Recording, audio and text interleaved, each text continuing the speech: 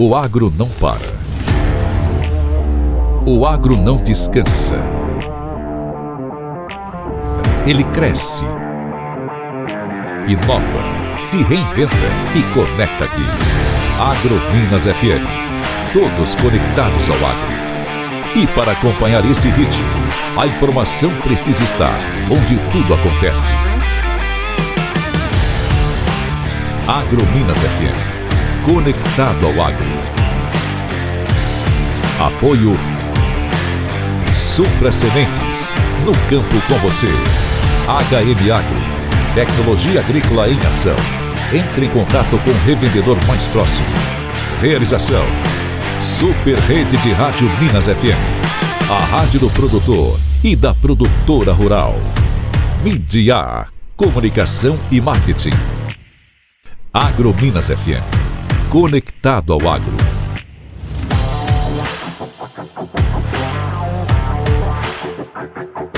Olá, amigos e amigas, começando mais um podcast Agrominas aqui no nosso canal para falar de muita coisa. É mais variado o nosso tema, de muitos os cultivos que nós temos aqui na nossa região.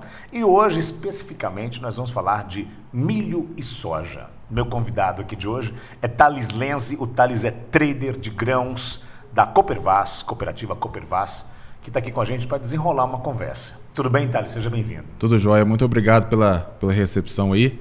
Hoje a gente vai ter um bate-papo legal sobre o panorama e o cenário aí de milho e soja ao longo do ano. Me conta aí, essa história de trader. Você foi parar, você já é especializado nisso, entrou direto ou teve que passar por um caminho para chegar lá? Vamos falar assim, a gente tem uma trilha que a gente percorreu aí, né? Então eu sou formado em agronomia pela UFLA, então eu ingressei na Coopervaz aí, logo para fazer meu estágio de conclusão de curso, e ingressei no departamento de café. Tá. E dentro do departamento de café eu fui crescendo ali dentro, estava na parte de classificação e degustação, depois fiquei mais voltado ao mercado, exportação, mercado interno, mercado futuro também, juntamente com o Leandro lá, era um braço direito do Leandro. Tanto que o milho e a soja cresceram muito aí, ó, na nossa região ao longo dos últimos anos. E a cooperativa viu aí a necessidade de ter um braço específico aí para a parte de cereais. E qual é o papel do trader, essa função, esse nome estrangeiro? Cuida da negociação? Sim, sim. Então aqui que é o objetivo nosso ali, na nossa mesa de operações, é a comercialização de milho e soja, fixações futuras também, e também trabalhar com os insumos para a nutrição animal, a gente utilizar na nossa fábrica e também fazer a revenda ali para os nossos cooperados. Ok, o nosso assunto aqui é negociação, é valorização, é preço de mercado, mas eu também quero pegar umas histórias aqui. Como é que a nossa região, sul de Minas, tão habituada ao longo dos anos, das décadas, a cultivar o café arábica, o café especial, ela começa a se abrir. Quando foi que teve essa abertura para outros cultivos, como a soja, por exemplo? Então, a soja cresceu muito aí nos últimos 5, 7 anos, de 5 a 7 anos. Cresceu. A gente não via muito por aí, agora não, é o que mais tem. Né? Cresceu demais. Onde você vê uma lavoura aí, você vê uma área de plantio, é milho ou soja. Mais soja hoje, por incrível que pareça. O milho em nossa região aí, como a gente aqui, aqui no sul de Minas, São Gonçalo, era uma bacia leiteira muito forte, então a gente via aí o milho aí mais voltado para a produção de silagem. E até, ou às vezes a produção de milho grão, mais voltado aí também para alimentar o gado? Para alimentar o gado também. A soja cresceu muito. Até áreas de café mesmo aí foram trocadas aí para a área de soja. Por que a gente vê isso aí, essa mudança muito importante aí, nessa virada de chave? O primeiro ponto é a questão de mão de obra. Então a gente vê aí o tanto que os produtores de café sofrem ali todo ano a questão de mão de obra. Tem que importar. Tem que trazer pessoal de fora, trazer pessoal aí de fora do estado. A legislação aí sempre cada vez mais rigorosa. E o custo é alto, né? O custo alto. Então a gente vê aí que a soja é uma opção, vamos falar assim, mais tranquila em questão de mão de obra, porque a questão de maquinário muito tranquilo. Uma pessoa consegue fazer a operação ali. A soja se vira sozinha. Se vira sozinha. E também a questão das intempéries climáticas aí, que a gente viu o café sofrendo nos últimos anos aí. Por mais que o preço tenha atingido aí patamares históricos, vamos falar assim, a gente viu também aí a questão de intempéries climáticas, a geada, a chuva de pedra. E que a soja, que é um ciclo anual, é muito mais fácil de se recuperar do que um café. Um café que sofre aí uma chuva de pedra, uma geada, demora 2 anos para poder recuperar ao estágio que estava antes. Então a soja não, às vezes você pega no comecinho do plantio, no comecinho da lavoura, uma chuva de pedra, alguma coisa, aí você consegue ali preparar o solo de novo, troca aí para uma cultivar mais precoce, você consegue aproveitar a janela de plantio ainda e você não perde vamos falar assim, o time do negócio. E pelo que eu entendi, sou leigo no assunto, mas de ver, a soja aproveita todo o solo plantado, vai até a beira da estrada. Sim, sim. Tirado seca, não tem essa, ela invade ali, né? É. E parece que ela rende, parece que ela dá mais, é isso mesmo? Então, a questão da soja, ela realmente fecha a área, né? Fecha, né? Ela acaba cobrindo bastante o solo ali.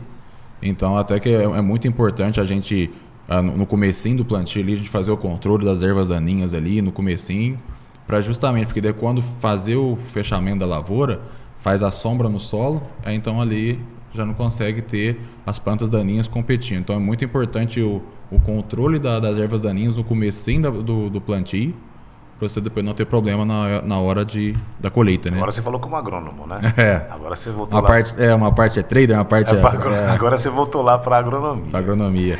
Ô, Thales, rapaz, então, você acha que a tendência é a gente diminuir o cultivo do café na região e começar a abrir mais para outros cultivares ou tem espaço para todo mundo?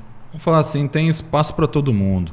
Vamos falar assim, agora com o café atingindo esses preços, o produtor vai ter uma dor de cabeça legal. E o que eu faço com a minha área? Eu planto café, planto soja, eu planto milho, então aí vai ter uma dor de cabeça legal aí. Mas acredito muito na questão do café, que daqui uns 2, 3 anos aí a gente vai ter uma produção muito grande também. Porque com esses patamares históricos de preço, o produtor vai voltar. Tá, mas se a gente está abrindo espaço para a soja, diminuindo o café, onde é que a gente vai plantar o café? Então, isso aí é uma dor de cabeça legal, mas o que acontece muito aí? Por mais que tenha os seus problemas de intempéries, tem a questão da mão de obra também. Sim. Então, o produtor ali vai acabar se adequando. E tem também o perfil de cada produtor. Uhum. Então, por exemplo, aqui a gente vê aqui em São Gonçalo, no distrito de Ferreiras, ali é café. Não vem com papo de soja? Não, ali não entra soja, não. Entendi. Ali o pessoal ali é forte na qualidade de café ali e eles focam no café. Então, vai muito do perfil de produtor também, o interesse de cada um, mas tem espaço para todo mundo. Ok, lá na Copervas, como é que vocês fazem? Eu estou falando primeiro da soja, depois a gente vai misturar com o milho daqui a pouquinho. O tratamento é o mesmo? O tratamento que eu falo é o recebimento, o armazenamento, a negociação do café, ou a soja caminha o seu caminho diferente? Então, ali na Copervas a gente oferece também ali os mesmos serviços, vamos falar assim, da prestação de serviço do café, só que de uma forma um pouco diferente.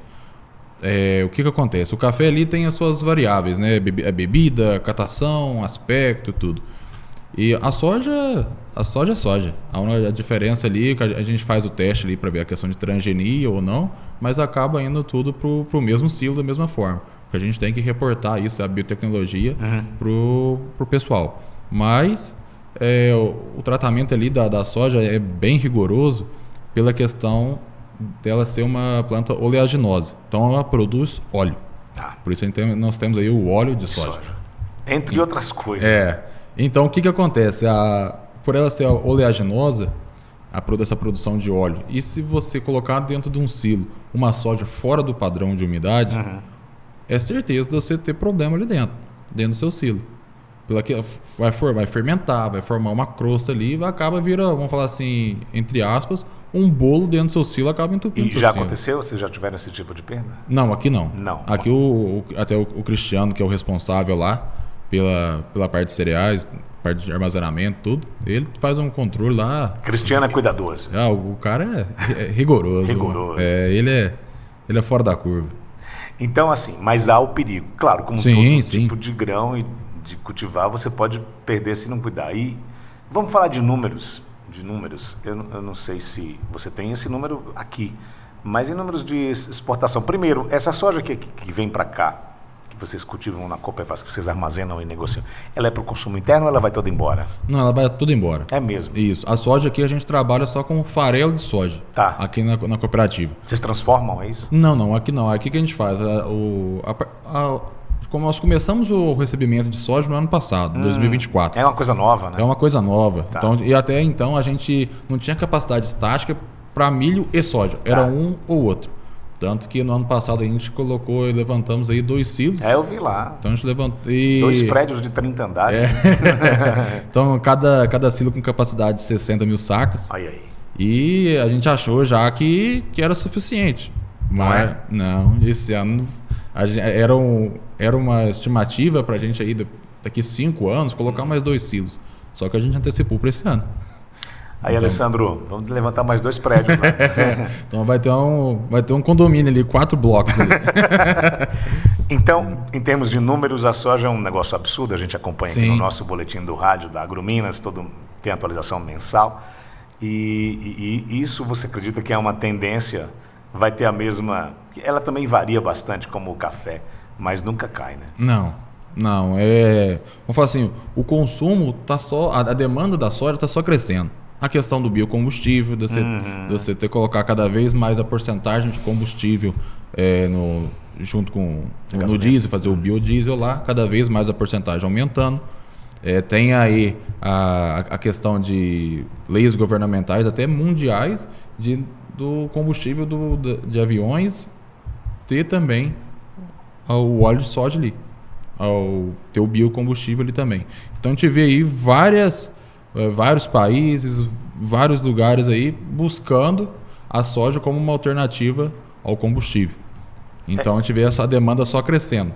Então a tendência é a demanda cada vez mais aumentar e nunca pensar em diminuir. E a commodity no mercado, quem dita as regras é lá também, lá fora? Como é que está a saca da soja aí? Então, a soja hoje aí tem uma perspectiva de preço na base de 120, 122 reais. Hoje aí os países que ditam o comércio, a produção da soja é Brasil, Estados Unidos e Argentina. A Argentina vem aí com 52 milhões de toneladas, o Brasil com 170. E hoje ali a América do Sul ali é muito importante para ditar o mercado também, porque é uma alternativa aos Estados Unidos. O Trump aí entrou aí no mercado, no governo recentemente. Sim. Novamente, então ele tem as suas políticas tarifárias junto com a China. Defensivo. Mais defensivo. Então o que acontece? Se ele gerar muita guerra ali comercial entre a China, que é a maior compradora de soja, tende a voltar seus olhos para a América do Sul.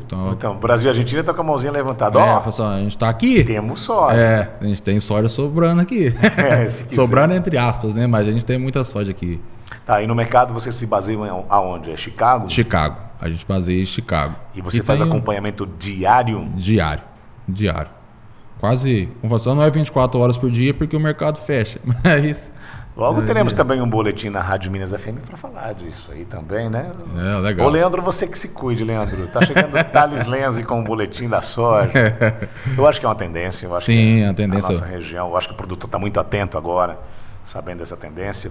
Porque a soja, ela era até, 10, 20 anos, cultivada na região ali do Mato Grosso, né? Sim. Centro-Oeste e tal, onde ele se adaptou muito bem. Mas hoje você tem soja no sul de Minas, você tem soja no sul do Brasil, você tem soja no Nordeste, na parte da Bahia ali, toda beirando barreiras e tal, sempre foi muito forte.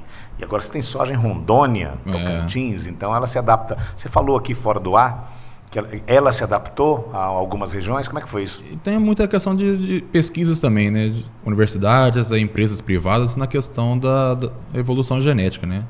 Então aí faz a seleção genética aí para ver em qual clima, qual condição climática cada variedade, cada cultivar aí vai produzir melhor, vai melhor se adaptar e assim vão fazendo a evolução, a seleção genética aí das cultivares, né? Então uma é diferente da outra? Vamos falar assim, tem? Então, tem. Tem a soja da Bahia, é assim que vocês falam? Vamos falar assim, não a soja da Bahia, a soja do Rio Grande do Sul, mas a gente fala assim, mais...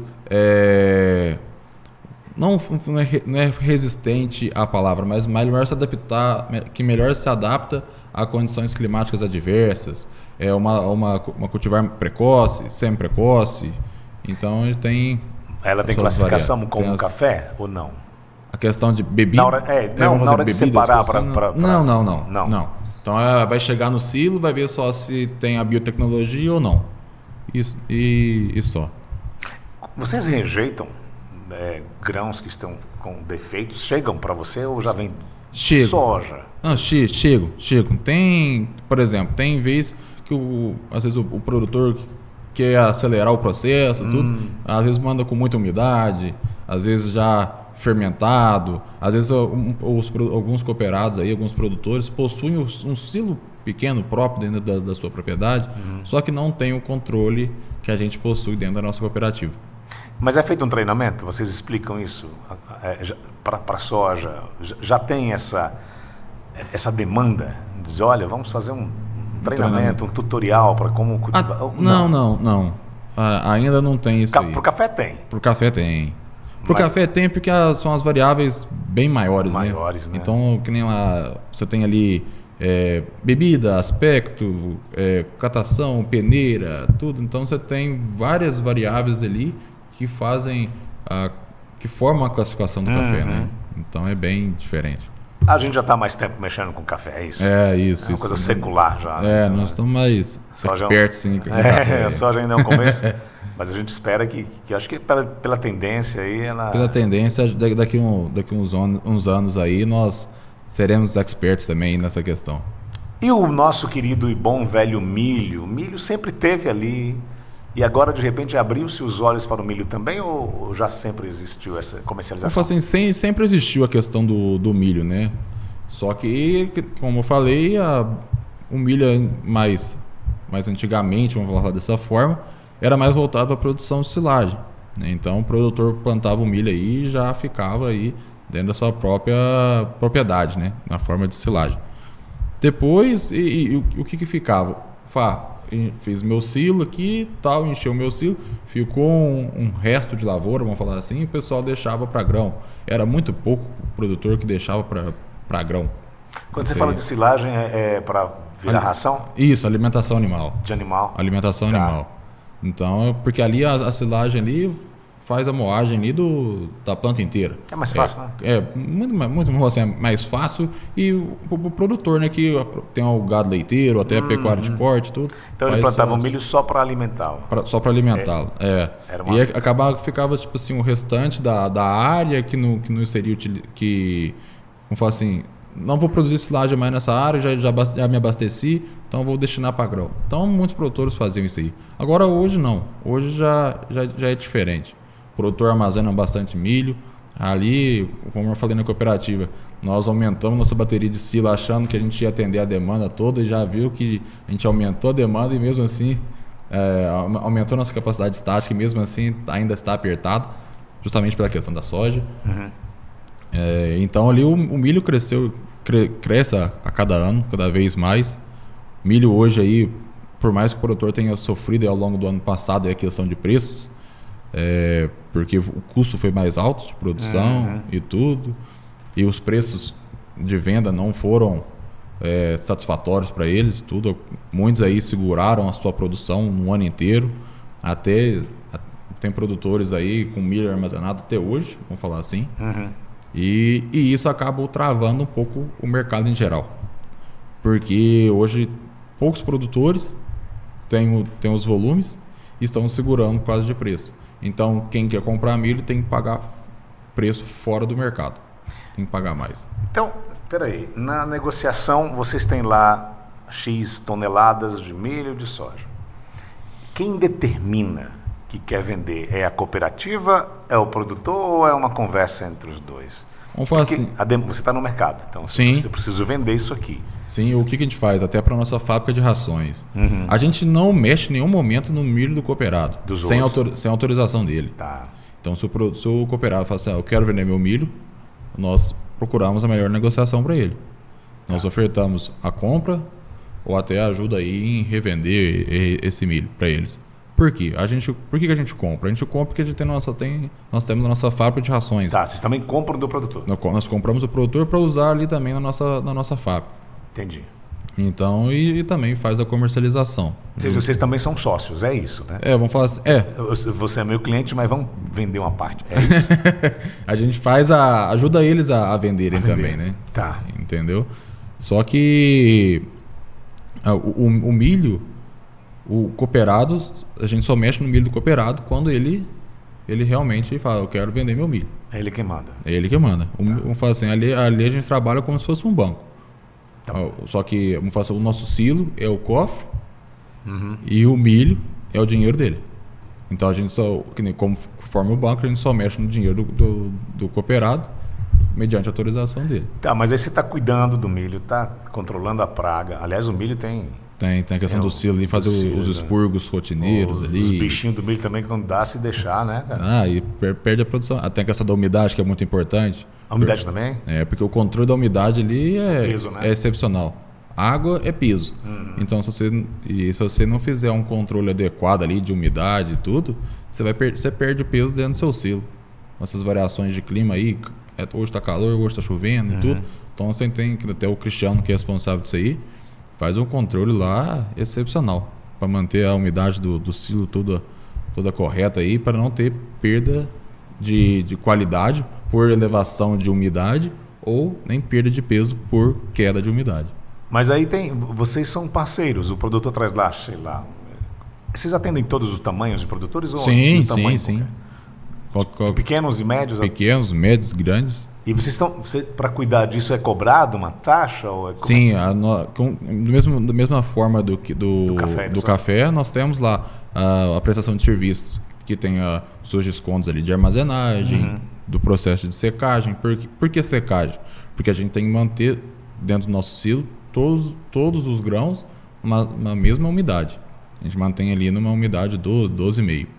Então o produtor que traz ali o seu milho aí com 15, 16, a gente tem que secar esse milho e colocar dentro do silo ali com 12, 12,5. Porque se eu trouxer milho aí com umidade muito alta para dentro do meu silo, eu prejudico todo o milho que já está lá armazenado. Então eu tenho que manter todos eles aí de uma forma bem homogênea, uma mesma umidade. Do tipo, eu estou cuidando bem do silo. Tô cuidando aqui. Deixa comigo. É isso aí. Ô Thales, cara, e o caminho do milho é o mesmo da soja? Você falou aqui, mas a gente não falou. Quem é o maior comprador? Deve ser a China, né? Sim, da soja ali é a China. Eles compram tudo, né? Compra tudo. Ainda pedem fortes. mais, né? Cada vez mais. E o milho, qual é o caminho dele, hein? O milho também vai muito para a China. Vai bastante para a China ali. Mas tem seus mercados ali. E o mercado interno não é consumidor? O mercado interno é consumidor. É consumidor. Assim como na soja também. Como eu falo, a parte de nutrição animal, a cada dia também cresce cada vez mais. Cresce muito também a parte de nutrição animal. Até a gente vê aí, até os próprios filmes americanos, as séries americanas, se tratando da parte do gado de corte no Brasil. Falando aí que o gado de corte brasileiro aí, a cada ano cresce. Então, até nos filmes aí é falado na questão do gado, na questão da pecuária. Então, o milho e a soja é muito, muito importante para a nutrição animal. A soja, por exemplo, você aproveita tudo ali. A soja você produz o óleo, vai para o óleo de soja, vira biocombustível. Tem aí a soja mesmo, você pode transformar no farelo de soja e utilizar na nutrição animal. A casca de soja você utiliza também na nutrição animal. O milho ali é uma... A palha você dá para o bicho comer. E o milho tem a questão de forma o DDG. DDG, que também vamos falar assim, um subproduto do milho, que é utilizado também nas fábricas de rações. O milho em si, você usa ali, faz a moagem, utiliza aí o milho moído, o famoso fubá, vamos falar assim, né? Mais popularmente conhecido. Então O milho é riquíssimo. É né? riquíssimo Que também. dá para fazer com ele. Mas aí tem Rico em o milho verde, que aí você faz pamonhas, para fazer as coisas Isso da é- culinária, do bolo. Sim. Isso não chega para vocês. Isso Não. Já é um milho mais avançado. Sim. Ele chega como, hein? Ele chega no sabugo e já chega pronto. Não, já chega ali No já grão. debulhado. vamos falar, Debulhado. debulhado. Então o produtor tem que tirar, espalhar, debulhar. Não, a questão não precisa nem ele retirar e espalhar. As próprias máquinas hoje, as colheitadoras hoje, Já eles fazem, já né? fazem esse processo Já todo. fazem. Já sai lá o grão Eu ia falar prontinho. disso. Você falou que sofre muito com a mão de obra. A soja, ela ajuda. O milho também ajuda ou ele precisa passar por um processo manual? Não. É a mesma coisa. O milho e a soja ali Eles se viram sozinhos? se vira sozinho com pouca mão de obra. É. É. Porque antigamente precisava disso, né? Antigamente não tinha essas máquinas pesadas tudo, então precisava de mais gente operando ali. Tá, e valor de mercado, claro que é diferente de um para outro. Quanto Sim, é que tá sim. a saca do milho hoje, variando enquanto na média, assim? Mas hoje a gente vê indicação de preço aí até para safrinha, para agosto, setembro. O mercado já está precificando safrinha ali agosto, setembro, falando em 72 no Porto de Santos. Geralmente precisa trazer esse preço para a região nossa sul de Minas, tirando o custo logístico aí, ele vai chegar na base de 66, 67. E quando você fala de 66, 67, é o preço para o bolso do produtor ou é dividido isso aí? Vamos falar assim, é o preço bruto, né? Bruto. Aí depois a gente faz os descontos também dos impostos, que é o Fundo Rural, né? Então a gente tem que recolher ali. O produtor que optar por recolher na produção, faz o recolhimento ali no momento da comercialização do milho. E tem os descontos também da prestação de serviço da cooperativa. Secagem, armazenagem, tudo. No café, são muitas as negociações, mas se fala bastante na venda futura. Sim. Nos grãos também tem? Então, por incrível que pareça, o mercado de soja é um mercado novo aqui na região. E ele já é bem mais formal do que o mercado de milho. O produtor de soja hoje já faz suas fixações futuras. Então, sim. E vocês já têm? Nós já operamos também. Já operam? Nós operamos também com a parte de fixação. Aí o que acontece? É incrível a diferença de um para outro. O milho é um mercado muito informal. A gente vê ainda aí produtores aí vendendo sem nota fiscal, produtores aí não fazem, aqui na região principalmente, não fazem as fixações futuras de milho e tudo, preferem trabalhar ali especulando o preço aí. A soja não. O produtor já mostra mais tecnificado, mais organizado e tudo. E às vezes é até engraçado. O produtor que produz milho é o mesmo da soja. Só que na soja ele trata de forma diferente. Mas as cabeças são diferentes, o pensamento. Não, aqui é soja. O pensamento é diferente. Aqui é milho, é isso. A soja já vê um mercado diferente. Então tem produtores aí fixando aí, vamos supor, se a gente pegar para abril hoje aqui, entrega, pagamento em abril, a gente vê fixação futura aí a 122, 125 reais a saca. E vocês amarram aí? Nós fazemos a amarração toda da mesma forma que no café. Mesmo caminho. Mesmo caminho. E o milho, mas por que você acha que o milho é assim? Porque eu acho que é mais antigo, é uma forma rudimentar? Eu acho que faltou uma regulamentação? Não, eu acho que falta mais a mudança de paradigma do próprio cooperado, do próprio produtor, entendeu? A gente vai trazer, como a mesa de operações nossa da cooperativa começou no ano passado, a gente está entendendo o mercado aí, entendemos o mercado ao longo do ano passado. Esse ano a gente já está buscando novas parcerias para a gente trazer também a oportunidade para o cooperado nosso fazer as fixações futuras de milho. Com a negociação na casa dos bilhões de dólares anuais, a gente tem para o café muitos incentivos. E quando eu falo incentivo, é incentivo de governo, incentivo dos bancos, incentivo, enfim, aportes e tal. Tem também para o milho e para a soja, com o mesmo volume, para a nossa região aqui, esses incentivos? Então, hoje a gente vê aí os bancos aí ofertando bastante recurso aí para a parte de milho e soja, mais para soja, justamente pelo fato que você já tem um braço fixado. Então, os bancos não vão ofertar recursos aí, sendo que não sabe que preço o produtor vai poder vender. Né? Hoje, a soja é um produto que já traz mais garantia para quem está ofertando recurso. Porque os cooperados, os produtores, buscam as fixações futuras e trabalham o milho de forma diferente, trabalham mais livres, vamos falar assim, né? Com os preços mais largados, sem fixações, nada. Só que a gente está querendo trazer uma mudança de pensamento do produtor aí. A cooperativa? Isso. E qual seria essa mudança? Justamente essa, ofertar a possibilidade de fixações no milho. Para o produtor não ficar refém aí de mercado, deixa o cooperado entender que a gente está ali para acompanhar o mercado. Então, não especula, deixa que a gente faz esse serviço para você. Vamos ver esse poder de convencimento. É, isso aí. Esse poder de convencimento. Falando em números, não sei se você tem isso, mas para traçar um paralelo, um comparativo, em porcentagem do que se entra, o que se comercializa, o que se vende na Copervas, certo. Café, soja e milho, em porcentagem, o que é que cada um ocupa na cadeia de vocês lá? Hoje a nossa cadeia principal dentro da cooperativa é o café. Com quantos por cento, assim? Uma porcentagem certinha eu não vou conseguir. 80? Não é um chute. Eu posso falar para você ali na base de uns 60%. 60%? Achei que fosse mais. 70%. Não, porque a gente tem outros ramos também, não comparando só isso aí, mas tem a parte, o comercial em si, nossa, é muito forte. Sim, também, né? O comercial, até o Samuel lá liderando o pessoal do comercial lá, que faz um baita de um serviço também. Quando você fala comercial, é máquinas e tal. Máquinas, não, eu nem estou falando mais parte de cereais. Eu estou falando entre os três. Das commodities. Das commodities. Não, assim, o café a gente pode trabalhar aí na base de uns 80%. 80%. Dessa forma, trabalhando só as commodities, o café a gente pode trabalhar nos 80%. 80% para o café, 20% para a soja, 10% para o milho? Não, hoje é o contrário ainda. Aqui na cooperativa, como a gente começou a receber milho só já ano passado, então a gente pode trabalhar aí com uns 15% de milho e uns 5% de soja. É, né? É. Ok. E o que é que você vê ali na frente, como trader e como agrônomo, nas duas funções?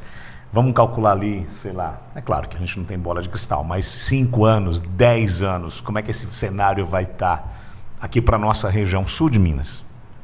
Acredito que a soja vai crescer mais ainda, justamente pelo fato da demanda que está cada vez aumentando. Até tem uma base no ano passado, na safra passada aí, nós não tivemos tantas exportações como nos anos anteriores. Até a gente acompanha aí vários analistas, várias pessoas que fazem esses estudos também, eles falam que o Brasil não conseguiu exportar tanto assim porque a gente não tinha muito produto a ser ofertado. Então por isso a gente deu a gente não conseguiu exportar tanto, porque acabou ficando mais no consumo interno. Aumentou a porcentagem de biodiesel, a parte de farelo de soja. Então, está cada vez mais crescendo a demanda, não só internamente, mas externamente também. Então, a soja, a perspectiva dela é crescer a cada ano.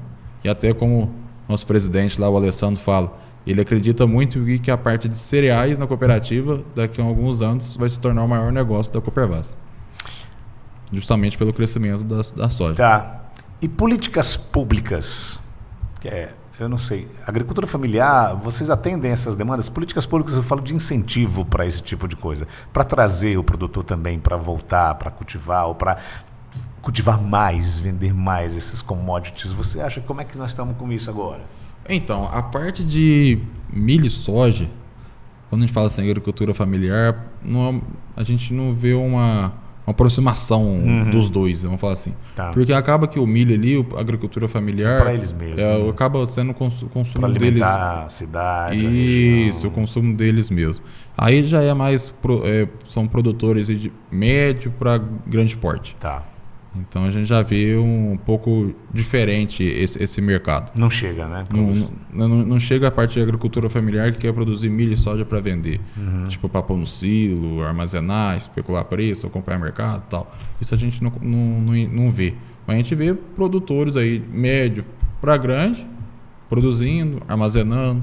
Às vezes separam parte da produção aí para ficar aí dentro da sua fazenda aí para consumo interno de animais e tudo, parte põe nos silos e tudo, acompanha o mercado, mas a parte de agricultura familiar para milho e soja não é tão, vamos falar assim, o laço não é tão Quando forte. Você fala de médio para cima, quanto é que é médio assim em termos de toneladas para entregar para vocês ou para negociar?